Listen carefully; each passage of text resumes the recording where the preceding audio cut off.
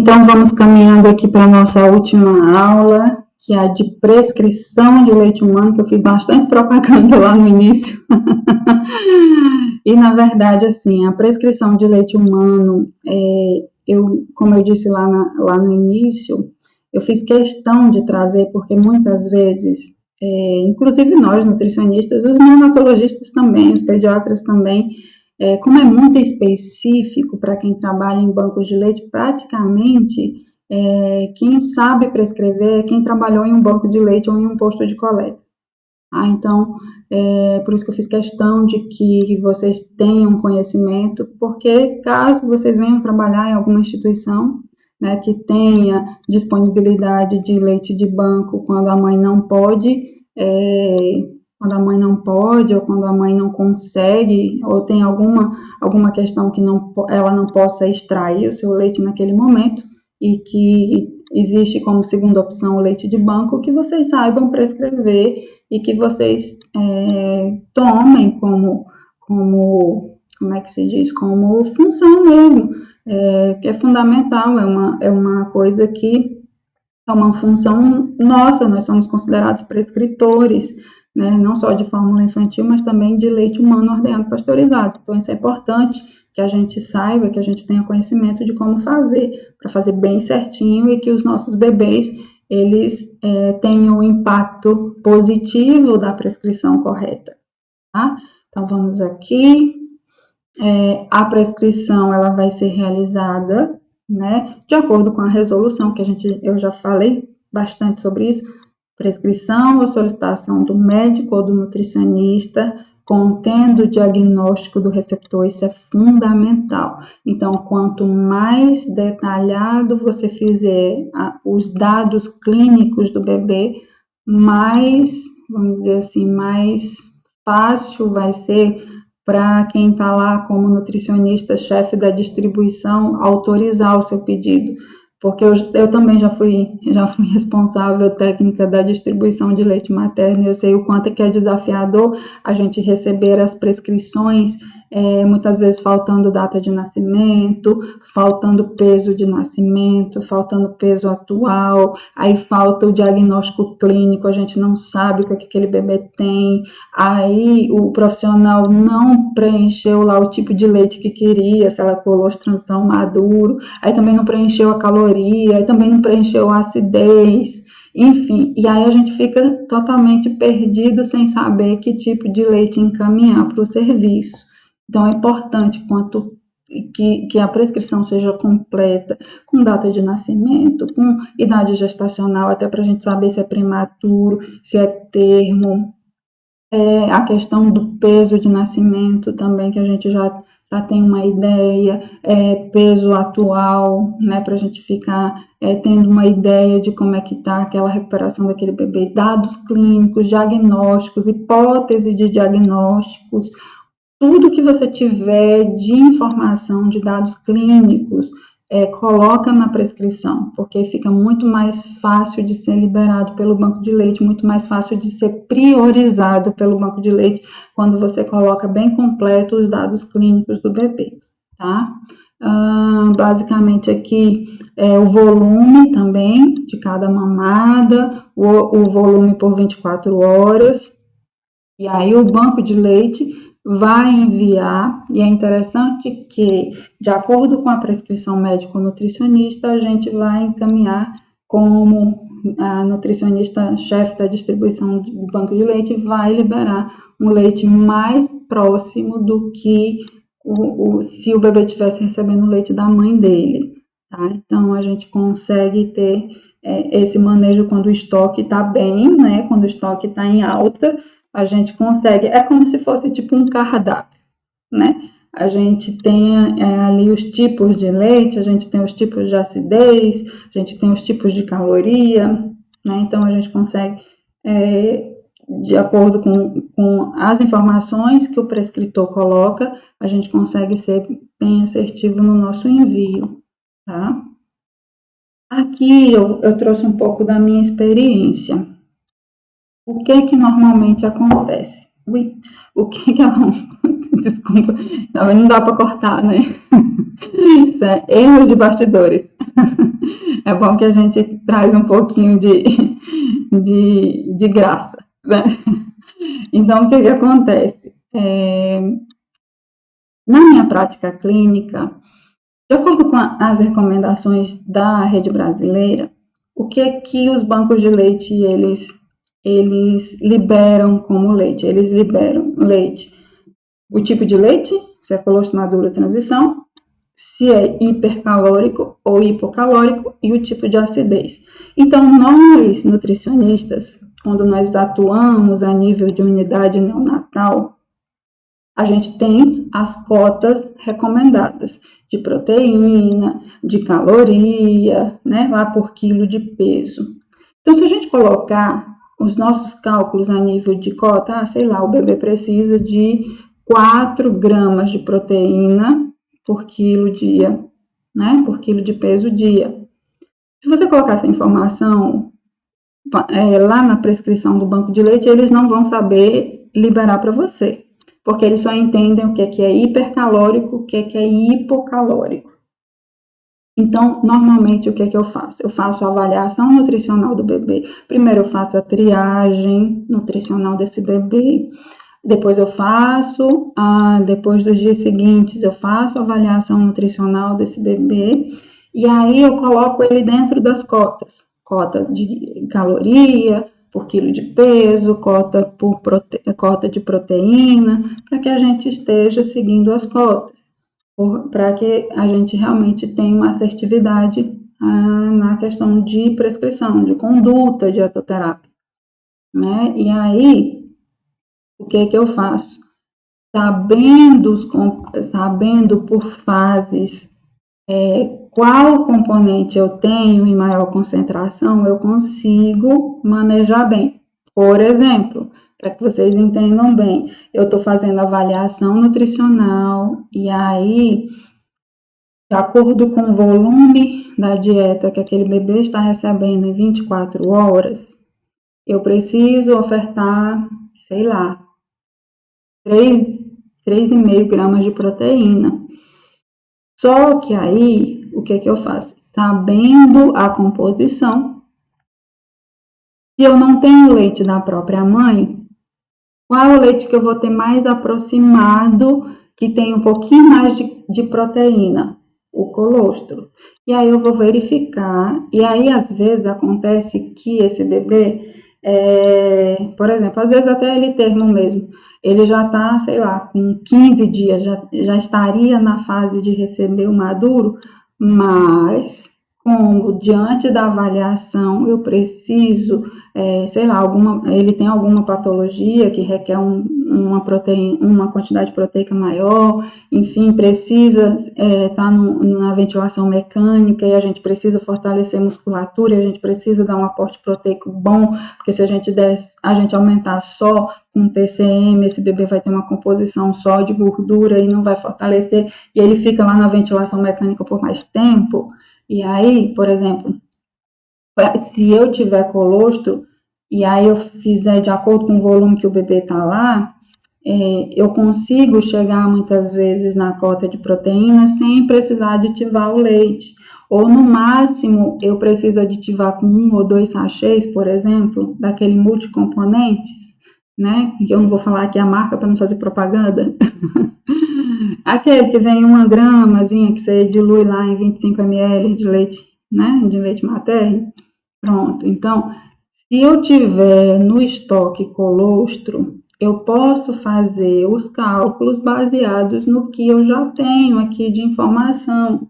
E aí, muitas vezes, eu não vou precisar utilizar os 8 sachês de aditivo, né? Eu vou, na verdade, às vezes, se eu tiver colostro e o volume de mamada tiver num volume legal, às vezes até com colostro eu já consigo suprir o aporte proteico, sem utilizar aditivação, por exemplo. Tá? Então, aqui a gente verifica, eu coloquei energia dosada pelo crematócrito, porque aí a gente consegue ter a informação bem consistente, que é o que já vem informando no rótulo do banco de leite. do leite de banco, na verdade. Mas os outros constituintes, por exemplo, o banco de leite, ele não consegue dosar o conteúdo proteico, mas se entende que os leites mais calóricos, ou seja, são os leites mais ricos em lipídios, eles também trazem uma concentração maior em gordura, em proteína, por exemplo, tá? Mas se a gente tiver um colostro, eu prefiro utilizar o colostro, mesmo que já tenha passado aqueles dias de que o bebê poderia estar recebendo colostro. E principalmente, por exemplo, os bebês de mãe de prematuro, como o leite de banco, na verdade, a maioria deles, a gente não tem doadoras de leite de mãe de prematuro, né?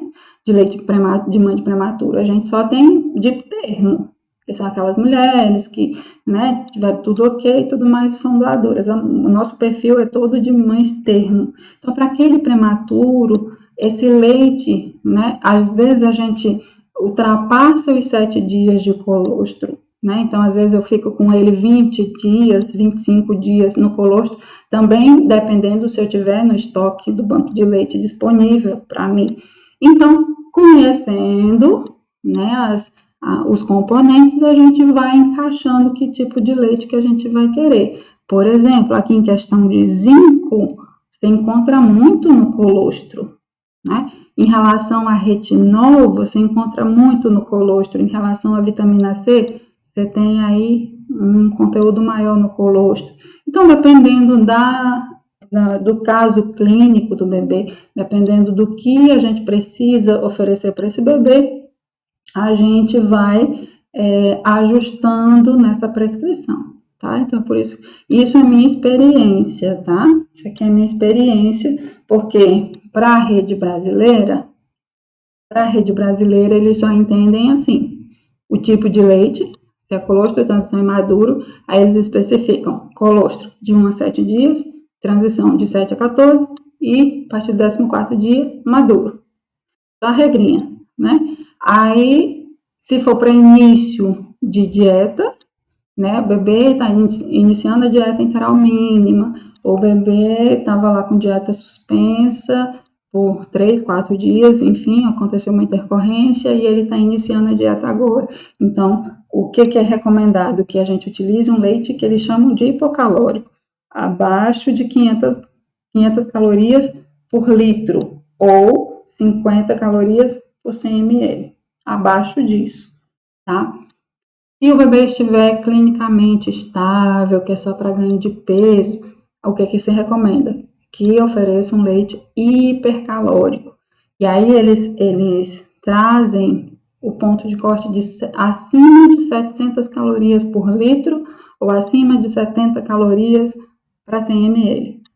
Só que acontece o seguinte, por exemplo, na sala de manuseio de leite materno ou no lactário, se eu escolher um leite de 700 calorias, aquele leite, quando chegar lá no bebê, não vai chegar a 700 calorias por 100 ml. Ele vai chegar 69,5, ele vai chegar 660. Por quê? Porque a minha técnica normalmente esquece de uniformizar o leite no momento que sai da sala de manuseio, que saia do lactário. Aí entrega na unidade neonatal. Aí a técnica da unidade neonatal também esquece de homogeneizar na hora de administrar para o bebê. Aí, muitas vezes, esse bebê está por bomba de infusão. E aí, bomba de infusão, o conteúdo lipídico do leite tende a se aderir na parede da sonda.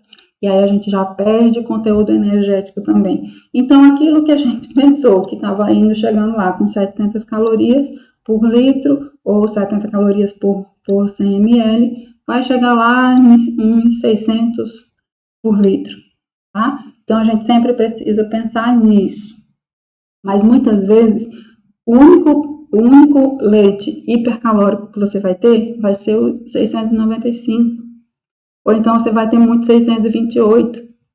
Depende muito do estoque do banco de leite que você vai ter acesso e você vai conseguir ver qual é o leite que você vai conseguir ter maior resposta em relação a isso, tá? E aqui lembra da acidez do Wernicke?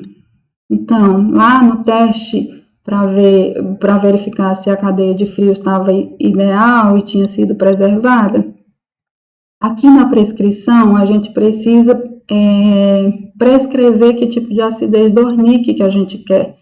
E aí, como é que a gente vai definir isso?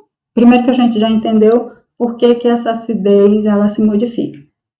Vai depender do crescimento bacteriano. Quanto mais ela for submetida a uma temperatura acima de 5 graus, existe um desdobramento por ação de bactérias, de micro-organismos na lactose sendo transformada em ácido láctico, e isso deixa a lactose indisponível para ser utilizada pelo organismo do bebê para melhora de absorção de cálcio e fósforo. Ok, para prematuros, como tem uma tendência a ter hipocalcemia, a ter deficiência de fósforo, o que é recomendado? Que a gente prescreva até 4 graus do Wernicke. E isso vai significar que eu tenho um conteúdo de lactose, e esse conteúdo bom de lactose vai fazer com que melhore, potencialize a absorção de cálcio e fósforo. Para bebês, e vamos supor, bebês de 34, prematuros tardios, por exemplo, prematuros moderados, prematuros tardios, que não tem tanto risco como os prematuros extremos, a gente pode utilizar acima de 4 graus do Wernicke, que normalmente é o que o banco de leite tem, em torno de 5 graus, 6 graus do Wernicke. E, por exemplo, vamos supor que você é nutricionista e precise prescrever para um bebê que está de complementação no álcool, no alojamento conjunto. Então, bebês de alojamento conjunto, né, quando eles realmente têm a necessidade de uma complementação e se tem estoque para liberar para o alojamento conjunto, você pode utilizar uma acidez acima de 4, porque esses bebês, eles não têm tanta tendência a uma hipocalcemia. E aí eles vão estar naquele manejo da amamentação, eles vão estar recebendo uma certa quantidade de leite das suas mães, então você pode realmente prescrever uma acidez mais alta, vamos dizer assim, tá? Então você pode utilizar uma acidez 7, 8, normalmente é o que eu utilizo no alojamento conjunto quando é necessário, tá? Mas basicamente essa regrinha aqui. Experiência prática, tá, gente? Porque praticamente você não vai encontrar isso em livro, não, tá? Isso aqui é conhecimento, assim, raríssimo. Para quem não trabalha em bancos de leite, é muito difícil ter acesso a esse conhecimento. Só realmente quem tem, por isso que eu fiz questão, assim, de trazer para vocês. Isso aqui é ouro da nutrição, tá? E aqui a gente tem um modelo de requisição. Aqui é um modelo padronizado que nós temos aqui na rede paraibana. Então, nós temos a identificação aqui da instituição, do setor, e é importante, eu vou dar algumas dicas práticas para a liberação de leite, tá? Eu já fui chefe da distribuição, esses são os critérios que eu utilizava. Então, por exemplo, o setor que está aí, que você vai marcar.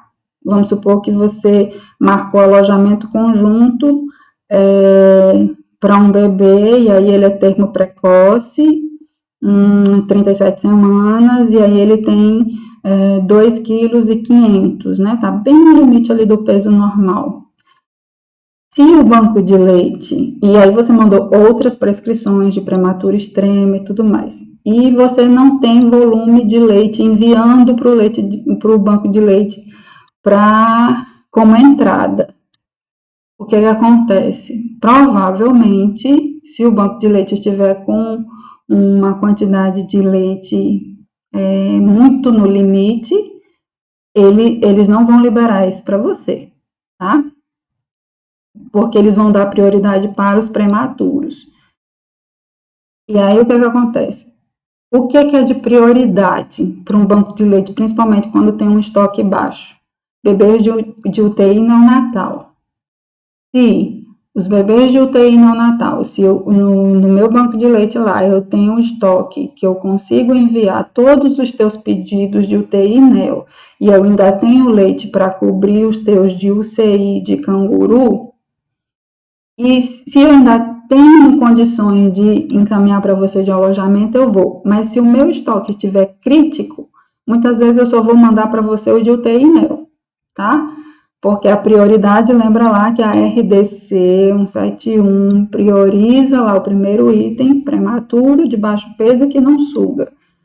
Mas, se você colocar, por exemplo, o SIM, canguru, o alojamento muito bem justificado com as hipóteses de diagnóstico, principalmente dificuldades na questão do trato gastrointestinal, principalmente em relação à absorção, né, absorção gástrica, absorção intestinal, que tenha alguma intolerância alimentar, por exemplo, isso já deixa o teu bebê como prioridade, tá?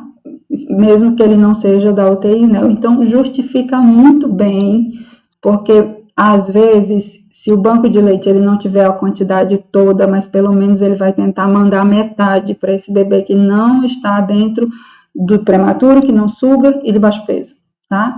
Então, quanto mais você trabalhar com as justificativas na tua prescrição, com bem justificado, né, principalmente com os dados clínicos, você consegue realmente ter acesso e ter liberação de todos o volume que você pediu, tá? Então, mas, por exemplo, se você tem, você identifica aqui alojamento conjunto, aí você só colocou data de nascimento, você não colocou idade gestacional, você não colocou peso de nascimento, você não colocou os dados clínicos, aí você só colocou o volume que você quer por horário e volume por 24 horas.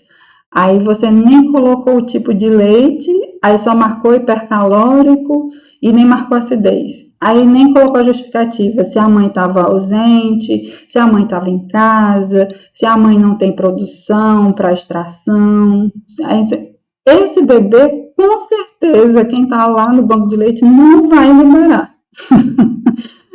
Por isso que é importante que você justifique muito bem, né? Então, por exemplo, justificativa, a mãe está na instituição, esse bebê está com sonda orogástrica, basicamente a mãe não tem condições de tirar todas as dietas desse bebê, né, para suprir os horários de dieta desse bebê, precisando de complementação de leite de banco, de tais em tais horários, e assim, bem justificado, porque a partir do momento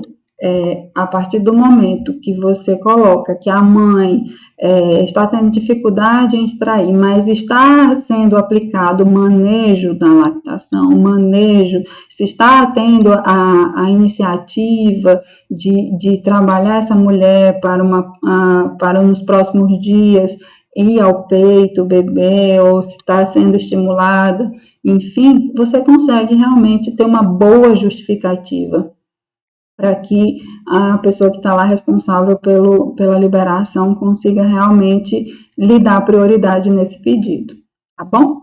Mas basicamente a experiência prática disso daqui, tá? Porque às vezes a gente passa umas saias justas mesmo como chefe de distribuição, porque muitas vezes a gente tem uma quantidade mínima e a gente tem inúmeros hospitais para dar conta, e cada hospital que queira realmente ser atendido nos seus pedidos, né? Mas não entende que, na verdade, a gente não é farmácia e que se compra lá a sistema de demanda, né? A gente conta com doações de leite, inclusive, em alguns períodos do ano, a gente tem os períodos críticos, normalmente dezembro, período de férias, dezembro, janeiro, período de carnaval, período de Semana Santa, período de São João.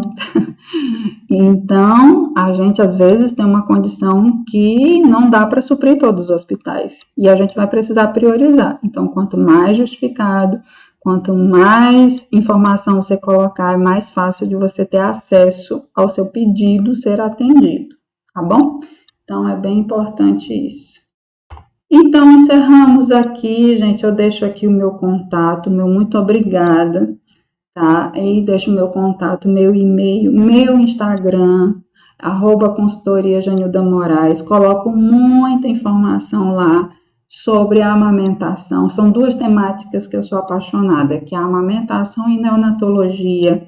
Então, se você tiver alguma dúvida, se você quiser algum esclarecimento, se você quiser compartilhar experiência, enfim, pode entrar em contato comigo, que eu vou estar te respondendo lá pelo meu Instagram, tá bom? Foi um prazer muito grande estar aqui com vocês, compartilhar conhecimento, né? E eu acredito muito que a gente ainda tem muitos passos para dar e muitos territórios profissionais para conquistar, inclusive nessa área, tá? Então, eu espero ter contribuído para o seu crescimento profissional e até o próximo curso, tá bom? Que Deus abençoe a todos.